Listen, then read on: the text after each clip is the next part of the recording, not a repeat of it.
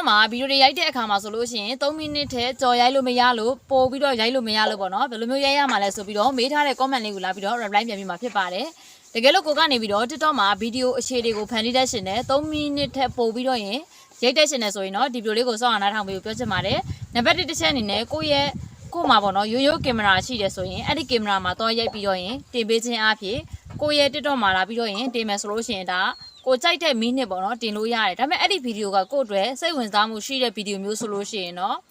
ကိုတင်လိုက်တဲ့ဗီဒီယိုကသူတို့အတွက်အကျိုးရှိတယ်ဆိုရင်ဘယ်နှမိနစ်ဖြစ်ဖြစ်ကိုယ့်ရဲ့ဗီဒီယိုကပေါက်လွယ်မယ် view ရလွယ်မှာဖြစ်ပါတယ်ဒါကြောင့်မလို့ကိုယ်တိုင်က TikTok မှာဗီဒီယိုတွေဖန်တီးနေတယ်ဆိုလို့ရှိရင်ရိုးရိုးကင်မရာမှာသွားပြီးတော့ရင်10မိနစ်ရိုက်မလား5မိနစ်ရိုက်မလားကိုကြိုက်တဲ့မိနစ်ပေါ့နော်ရိုက်လို့ရတယ်ဒါပေမဲ့ TikTok ကင်မရာမှာဆိုလို့ရှိရင်သူက3မိနစ်ပဲရိုက်လို့ရတာဖြစ်ပါတယ်တကယ်လို့3မိနစ်ရိုက်လို့မရတာကကြတော့ကို line မကောင်းတာလည်းဖြစ်နိုင်တယ်ကိုကနေပြီးတော့ကိုရဲ့ setting ထဲမှာပြည့်နေတဲ့အခါမှာဆိုလို့ရှိရင်လည်းအဲ့ဒီကင်မရာကိုနှိပ်လို့ရမှာမဟုတ်ပါဘူးဒါကြောင့်မလို့ကိုကနေပြီးတော့ကိုရဲ့ TikTok ကိုတန်ရှင်းလုပ်ပေးပါနောက်ထပ်နံပါတ်1တစ်ချက်ကကြတော့ကိုရဲ့ TikTok အကောင့်ကိုက upgrade မြင့်ပေးပါဒါဆိုလို့ရှိရင်တော့3မိနစ်ထဲ3မိနစ်ကိုရိုက်လို့ရမှာဖြစ်ပါတယ်ဒါတော့ဒီနေ့ဒီဗီဒီယိုလေးမှာ TikTok မှာကိုကနေပြီးတော့3မိနစ်ဗီဒီယိုရိုက်လို့မရဘူးဘာလို့ကြောင့်လဲဆိုပြီးတော့မေးထားတဲ့ comment လေးကိုလာပြီးတော့ reply ပြန်ပေးတာဖြစ်ပါတယ်တကယ်လို့ကိုကနေပြီးတော့နောက်ထပ်သိချင်တဲ့အကြောင်းအကြီးသေးတယ်ဆိုရင်လည်း comment မှာရေးလာခဲ့ပေးပါဒီဗီဒီယိုလေးကအကျိုးရှိမယ်လို့တော့ထင်ပါတယ်တကယ်လို့အကျိုးရှိတယ်ဆိုရင်လည်းနောက်ထပ်ဗီဒီယိုမှာပြန်ဆုံပါမယ်အားလုံးကိုကျေးဇူးတင်ပါ